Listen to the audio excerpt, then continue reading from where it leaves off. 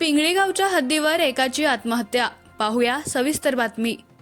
माण तालुक्यातील पिंगळी बुद्रुक आणि पिंगळी खुर्द गावच्या हद्दीवरील शिवचं रान या ठिकाणी अज्ञातानं आत्महत्या केल्याची प्राथमिक माहिती पिंगळी खुर्द गावचे पोलीस पाटील महेश शिंदे यांना आज सकाळी 9 वाजण्याच्या दरम्यान मिळाली। त्यानुसार त्यांनी पोलिसांना बोलावत घटनास्थळी जाऊन पाहणी केली असता त्या ठिकाणी करंजाच्या झाडाला प्रेत लटकत असल्याचं पाहिलं। मयत व्यक्तीची ओळख पटत नव्हती। दुचाकीचा पासिंग नंबर अकलूजकडील असल्यानं महेश शिंदे संबंधित व्यक्तीचा फोटो अकलूजच्या व्हॉट्सअप ग्रुपवर पाठवला। त्यानंतर अवघ्या अर्ध्या तासातच मयत व्यक्तीची ओळख पटली।